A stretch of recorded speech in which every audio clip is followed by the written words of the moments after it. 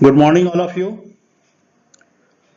आज हम लोग एनिमल बिहेवियर में जो लर्निंग है, लर्निंग बिहेवियर जो है अधिगम व्यवहार, उसका तीसरा पार्ट पढ़ेंगे। तो अभी हम एक्चुअली जो फ्लेक्सिबल यानी कि जो प्रत्यास्थ अधिगम या फ्लेक्सिबल लर्निंग, ऐसी लर्निंग जो समय के साथ बदल सकती है, इस्टेब्लिश हो सकती है, विलुप्त हो सकती है, ऐसे लर्निंग की बात कर रहे हैं। और इसमें हमने आपसे एक तो non associative learning, habitual learning की बात कर ली, 3 प्रकार के एसोसिएटिव लर्निंग की बात कर ली। अब उसी में से 1-2 प्रकार और हैं जिसकी बात हम करेंगे लर्निंग का। आज भी हम लोग कंटिन्यू करेंगे जो इलास्टिक या जो क्या कहते हैं, जो परिवर्तनशील, जो फ्लेक्सिबल जो लर्निंग का तरीका है वही। तो ये स्लाइड मैंने फिर से आज शेयर की है तीसरी बार। ये आज हम लोग एक तो ये डिस्क्रिमिनेशन पढ़ेंगे, ठीक है। डिस्क्रिमिनेशन के बाद एक प्रकार की लर्निंग और है जो थॉर्प ने ऑब्जर्व नहीं किया था, और उन्होंने न तो ऑब्जर्व किया था, न रिपोर्ट किया था, ना ही अपने क्लासिफिकेशन में शामिल किया था। तो एक हम उस लर्निंग की भी बात करेंगे, इसको हम कहते हैं ऑब्जर्वेशनल लर्निंग। तो यहां तक तो हम पढ़ चुके। अब हम आज ये पढ़ने जा रहे हैं, we are going to discuss the discrimination. Discriminate करना मतलब एक विभेदन क्षमता होती है ना, दो चीजों में को अलग अलग देख पाने की क्षमता रखना, है ना। जैसे कि एक एनिमल है, अब आप ये बायोलॉजी के स्टूडेंट हो तो आप ये देख के बता सकते हो कि भाई whether this is a vertebrate और इट इज इनवर्टिब्रेट। आप ये देख के बता सकते हो कि ये मैमल है या रेप्टाइल है।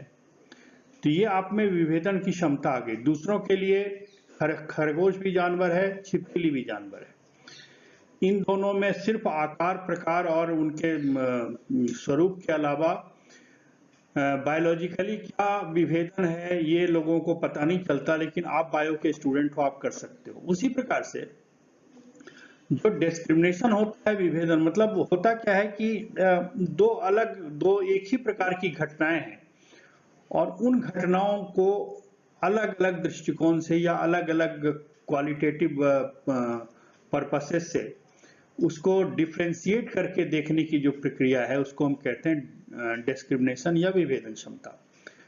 तो जैसे कि यहाँ लिखा हुआ है कि this is an advanced stage of associative learning. ये एसोसिएटिव लर्निंग का ही एक विकसित स्वरूप है जिसको हम कहते हैं डिस्क्रिमिनेशन, और ये थॉर्प ने इसका जिक्र किया था। जैसे कि आप देखिए कि आपको अगर कल वाले लेक्चर से याद हो कि एक जो क्लासिकल कंडीशनिंग वाला एक्सपेरिमेंट हमने बताया था, वह हमने बताया था कि एक भोजन है वो अनकंडीशनल स्टिमुलस है, अनकंडीशनड स्टिमुलस है, और उसका एक अनकंडीशनड रिस्पॉन्स है, एक ऐसी प्रतिक्रिया जो हमारे स्वायत्त शासी या स्वायत्त तंत्रिका तंत्र से संचालित होती है रिफ्लेक्स एक्शन के रूप में, कि वे भोजन देखने के बाद सलीवा का सेक्रीशन होता है, यानी लार का स्राव होता है। और उन्होंने क्या किया था कि भोजन देने से पहले क्या किया था, एक बेल बजा दिया था, घंटी बजाती थी, और बार बार इस प्रक्रिया को दोहराने के पश्चात ऐसा हुआ कि घंटी भी एक कंडीशनड स्टिमुलस के रूप में काम, एक स्टिमुलस के रूप में काम करने लग गई, जिसको हमने कंडीशनड स्टिमुलस कहा, क्योंकि घंटी जैसे ही बजती थी कुत्ते को ये फील होता था कि अब उसका खाना भी जल्दी आएगा, एंड इन दैट वे उसमें सेलिब्रेशन स्टार्ट हो जाता था। उसी एक्सपेरिमेंट में अगर हम ये करें कि जो घंटी की आवाज है उसको अलग अलग प्रकार के कर दें, मतलब एक घंटी को भी तो तरह तरह से बजाया जा सकता है या अलग अलग प्रकार की घंटियां यूज की जा सकती हैं। तो अगर अलग अलग घंटियों को यूज करें, जैसे एक प्रकार की घंटी बजाई, से फॉर एग्जांपल की इलेक्ट्रिकल बेल है, उसको हमने बजाया और खाना दिया, बाकी जो पूजा घर में घंटी रखी होती है वो, या फिर कोई दूसरी घंटी जिसकी आवाज उस इलेक्ट्रिकल बेल से अलग हो वो बजाया, इन 3 प्रकार की घंटियां बजाई, लेकिन हमने खाना कब दिया, सब सिर्फ जब एक विशेष प्रकार का जो इलेक्ट्रिकल बेल था उसकी आवाज उसे सुनाई पड़ी उसके बाद। थोड़े टाइम बाद क्या होगा कि कुत्ते को विभेद करना आ जाएगा कि भाई उसमें से कौन सी घंटी है जिसको बजने के बाद की खाना आता है। उसी प्रकार से अगर मान लीजिए स्किनर बॉक्स की बात करें तो स्किनर बॉक्स में जो शुरुआत की थी बीएफ स्किनर ने तो उन्होंने पहले कबूतर लिया था, बाद में लोगों ने रैट वगैरह डाल करके उस स्किनर बॉक्स को यूज करना शुरू कर दिया। तो मान लीजिए कि स्किनर बॉक्स में जैसे कि चूहा लीवर दबाता था या कबूतर लीवर दबाता था तो क्या होता था, फूड पैलेट आते थे, भोजन का जो पिलेट होता था वो पिंजरे में आता था, उस स्किनर बॉक्स में आता था।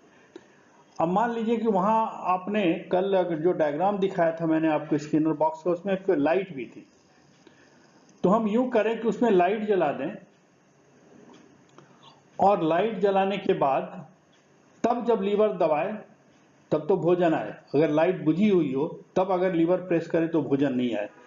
तो कबूतर है या जो भी एक्सपेरिमेंटल एनिमल है वहां पे उसको थोड़ी देर में समझ में आ जाएगा कि जब बल्ब जला होता है तभी ये लीवर दबाने से कुछ होता है, अदरवाइज काम कुछ नहीं होता। तो इस प्रकार से भी ट्रेन हो जाते हैं एनिमल्स, इस प्रकार से भी लर्निंग प्राप्त कर लेते हैं। They can discriminate the two similar events differently. वो अलग अलग जो एक ही प्रकार के दो घटनाओं को अलग अलग तरह से पहचान कर सकते हैं। This is discrimination. अब उसमें डिस्क्रिमिनेशन में क्या हुआ कि एक बड़ा फेमस एक्सपेरिमेंट है जिसमें एक इंस्ट्रूमेंट बनाया गया जिसको कहते हैं विस्कॉन्सिन। विस्कॉन्सिन एक यूनिवर्सिटी है यूएस में, विस्कॉन्सिन जनरल टेस्ट एपरेटस। उसमें देखिए कि एक पिंजरा है बना हुआ जिसमें ये मंकी बैठा हुआ है, ठीक है, और मंकी के आगे भी पिंजरे का जाल है, यहाँ पर ऑब्जर्वर है, ये दिखाई नहीं पड़ रहा है। ये क्या है, शीशे में वो है, नीचे सिर्फ एक छोटा सा चैम्बर बना हुआ है जिससे ये अंदर कुछ दे सकता है। तो यहाँ पर एक स्टिमुलस ट्रे रखा हुआ है। अब मंकी के सामने क्या किया गया कि लकड़ी के अलग अलग शेप वाले जो टुकड़े थे या अलग अलग शेप वाला लकड़ी का जो वो था, चीजें थी, वो रखी जाती है। मान लीजिए कि एक ट्रायंगुलर है, एक कोई बॉल है, एक कोई क्या कहिए एक क्यूब के आकार की कोई चीज है ना। ये तीन प्रकार की चीज यहाँ पर रखी जाती है और फिर देखा जाता है कि बंदर क्या उठाता है, उसके बाद उसको कुछ रिवॉर्ड या पनिशमेंट दिया जाता है। जैसे मान लीजिए कि if the monkey picks the triangle, मतलब त्रिभुजाकार जो सॉलिड जो भी ऑब्जेक्ट है लकड़ी का, उसको अगर ये उठाता है तो उसको शॉक लगता है। जैसे वो उठाता है तैसे हम यहाँ से शॉक दे देते हैं, हमारा बटन होता है, शॉक लग जाता है। फिर अगर मंकी बॉल उठाता है तो उसको एक बनाना दिया जाता है। अब क्या हुआ, थोड़ी देर के बाद इस मंकी को समझ में आ जाएगा कि किस बॉडी को उठाने पर, किस चीज को उठाने पर हमें खाना मिलता है और किस चीज को उठाने पर शॉक लगता है। थोड़ी देर में वो ट्रेन हो जाएगा। तो ये जो होता है this kind of learning is called discrimination. मतलब animal is able to discriminate the two similar event in two different perspectives, ठीक है। उसके बाद ये एक दूसरा है जिसको हम कहते हैं ऑब्जर्वेशनल लर्निंग। मतलब ऑब्जर्वेशन मतलब किसी चीज को देख के सीखना, और देख के सीखना तो कोई नई चीज नहीं है आपके लिए। आप तो इसके 50 उदाहरण तो आप खुद ही सोच सकते हो मेरे बिना बताए। तो जैसे थॉर्प थे या थॉर्नडाइक था, थॉर्नडाइक के टाइम में भी ये पता नहीं था कि बेसिकली एनिमल जो है किसी को देख के उसकी नकल करके कुछ सीख सकता है। थॉर्प के उसमें भी नहीं था, आपने देखा क्लासिफिकेशन में।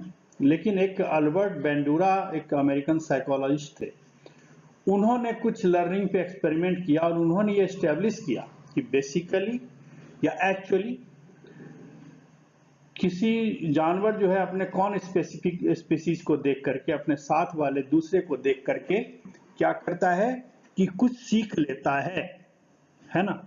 और ये देखिए खाना बनाने की विधा है या बहुत सारे ऐसे आर्ट है, म्यूजिक है, उसमें क्या होता है कि कोई टीचर होता है, वो पढ़ाता है या एक्सपेरिमेंट जैसे आप करते हो, कोई डिसेक्शन कर रहे हो, तो किस प्रकार से डिसेक्शन कर रहे हैं सर, उसको देख करके आप डिसेक्शन करना सीख जाते हो, कोई एक्सपेरिमेंट करना सीख जाते हो। पहले आपको बताते हैं, आप क्या करते हो, उसकी नकल करके सीख जाते हो कोई चीज।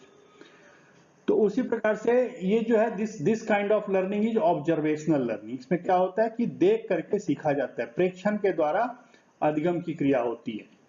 तो बहुत सारे रिसर्च इस बात को सजेस्ट करते हैं कि ऑब्जर्वेशनल लर्निंग होती है, and this is an important source of information about an animal. किसी भी जानवर जो भी जहां जिस परिवेश में रह रहा है, वहां लर्निंग के लिए उसको अपने कौन स्पीसीज को देख करके, साथ ही जो दूसरे प्रजाति एक ही उसी के प्रजाति के जो दूसरे जानवर हैं, इसको देख के लर्निंग सीखने की एक विधा विकसित होती है। तो सबसे पहले डेफिनेशन क्या है, learning of new behaviour by observing the behaviour of others. दूसरे के व्यवहार को देख करके नए व्यवहार को सीखना क्या कहलाता है, दैट इज ऑब्जर्वेशनल लर्निंग। और एक जो इंडिविजुअल जिसको देख के सीख रहा है कोई, इसको हम कहते हैं मॉडल। तो जो दूसरे टर्म जो ऑब्जर्वेशनल लर्निंग के लिए है वो है इमिटेशन, मतलब नकल करना, मॉडलिंग मतलब चूंकि मॉडल को देख के सीख रहा है, सोशल लर्निंग अपने साथ वाले जो उसी प्रजाति के जो दूसरे जानवर है उसको देख के सीख रहा है, तो it's a kind of social learning. क्योंकि आप देखते हैं जैसे कोई बच्चा अगर पुजारी है, ज्यादा पूजा पाठ करता है, कोई बच्चा जो है किसी म्यूजिक का कोई इंस्ट्रूमेंट बजाने में है, तो हो सकता है कि उसके पिताजी जो है वो म्यूजिक इंस्ट्रूमेंट बजाते हों, या किसी ऐसे पेरेंट्स की संतान है जो बड़े धार्मिक प्रकृति के लोग हैं, जो मंदिर जाते हैं, पूजा पाठ करते हैं, तो बच्चे में भी वो प्रवृत्ति आ जाएगी। So these behaviours are the part of social learning. उसको विकेरियस लर्निंग भी कहते हैं, इसको जो प्रतिनियुक्त जो होता है डेलीगेटेड। तो उस प्रकार से मतलब एक आदमी सिखा करके कोई दूसरे को कहता है अब तू ये काम कर, तो इस प्रकार की लर्निंग है, ये विकेरियस लर्निंग कहते हैं। ऑब्जर्वेशनल लर्निंग का एक आध एग्जाम्पल बता दूं कि जैसे ये कॉपी करता है बिहेवियर जो है, और कॉपी करने के बाद उसी एक्सपीरियंस को रीइंफोर्स करता है। Japanese monkey usually remove the sand from the food by bruising it from their hands. जापानी मंकी जो होता है वो क्या करता है कि कोई भी फल है, मान लो नारियल कहीं जमीन पे गिरा हुआ है किसी बीच पे, या कोई दूसरा फल गिरा हुआ है, तो वो क्या करेगा कि उस पर से रेत को हटाने के लिए क्या करता है, अपने हाथों से पहले रगड़ता था। लेकिन उसने दूसरे किसी को देख के सीख लिया कि अगर उसको डुबा दिया जाए पानी में ना, तो वो गंदगी या रेत आराम से हट जाती है। तो उसको सीखने के बाद उसने फूड को क्लीन करने का एक दूसरा तरीका देख लिया। उसी प्रकार से ये मान लीजिए कि ये कोई यहाँ पे बनाना लटका हुआ है, केला लटका हुआ है, और इनको समझ में नहीं आ रहा था, बंदरों को मैक्सिमम कूदने के बाद ये बनाना नहीं खा पा रहे थे। तो उसमें एक कोई बंदा था जिसको थोड़ा इंसाइट आया। इंसाइट जो है इट्स अ काइंड ऑफ क्या कहते हैं उसको, नो रेस्ट्रिक्टिव लर्निंग है वैसे तो, लेकिन मान लीजिए कि किसी बंदर को अकल आ गई कि अगर हम यहाँ पर कुछ लकड़ी के कुछ ऐसे बॉक्सेस लगा दें तो उस पर चढ़ करके केला खाया जा सकता है। फिर इस बंदर को देखने के बाद दूसरों ने भी यही काम शुरू कर दिया, उन्होंने बॉक्स लगा करके केले खाने का काम शुरू कर दिया। तो ये एक ने अगर कर दिया तो दूसरे जो है उसका सॉल्यूशन बड़े फास्टर कर देते हैं। और एक्चुअली कोई भी जो सभ्यता जो इवॉल्व होती, चाहे जानवरों के बीच हो या मानव के बीच हो, ऐसा नहीं है कि हम आज कार चला रहे हैं तो कार बनाने की प्रक्रिया जो है शुरू हो गई थी करीब 100 साल पहले, 200 साल पहले। वहां किसी ने ऑटोमोबाइल इंजन बनाया और एक जनरेशन ने अपना दूसरे को ट्रांसफर किया। तो बेसिकली हुआ क्या कि एक ने कुछ इंसाइट किसी को मिला, उसने कोई चीज एक आविष्कार किया, उस आविष्कार को दूसरे ने परिष्कृत किया, तीसरे ने किया, और बेसिक हुआ कि ये भी it's a kind of observational learning का ही पार्ट है, क्योंकि ये जैसे क्लासरूम लर्निंग भी है तो एक ऑब्जर्वेशनल लर्निंग का पार्ट है।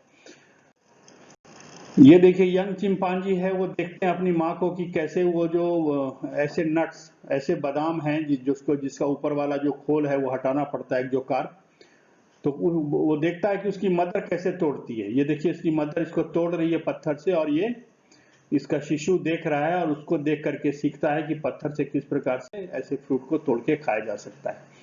इसके 4 स्टेजेज होते हैं ऑब्जर्वेशनल लर्निंग के। पहला अटेंशन मतलब ध्यान देना, कि extend to which focus on other behaviour, मतलब ये दूसरे का बिहेवियर जब करता है और आपको ये इच्छा है कि हम ऐसा कुछ करें, तो उसको ध्यान से देखना पड़ता है। You need to observe properly with proper attention, ठीक है। फिर उसको रिटेन करना, कि जब आपने जो चीज देखी उसको आप याद करने की कोशिश कीजिए कि कौन कौन से स्टेप में ये क्रिया उसने करी थी, उसको रिटेन करिए दिमाग में, याद रखिए।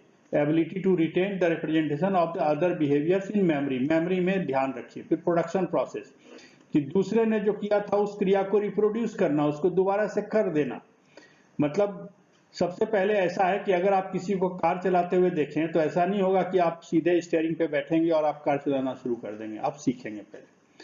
फिर उसके हिसाब से कैसे उसने पांव रखा था, कैसे उसने गियर शिफ्ट किया था, या इस प्रकार से कोई भी काम है। जैसे मान लीजिए कोई हारमोनियम बजाने वाली बात है, तो पहले आप देखो कैसे उसने पढ़ा था, कैसे उसने कौन से की दबाए, फिर वो की बताता है कि भाई ये सा रे गा मा है, तो उसको देख करके फिर क्या होता है, उसको प्रैक्टिस करनी पड़ती है। प्रैक्टिस करके फिर आप रिप्रोड्यूस करते हो कि जैसे अगला हारमोनियम बजा रहा है वैसे हारमोनियम बजाने की प्रक्रिया आप समझते हो।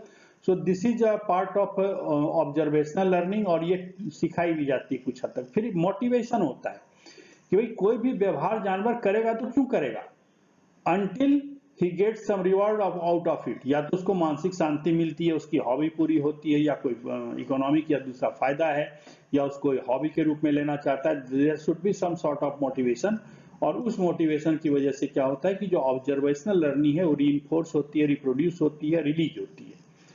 तो observational learning is acquisition and later performance behaviour demonstrated by other, दूसरे के द्वारा प्रदर्शित किए गए व्यवहार को सीखना और सीख करके उसको करना या करने की कोशिश करना, इसको हम कहते हैं ऑब्जर्वेशनल लर्निंग। तो इसी के साथ ये पार्ट खत्म हुआ। अब नेक्स्ट क्लास में हम रेस्ट्रिक्टिव लर्निंग की बात करेंगे। Thank you very much.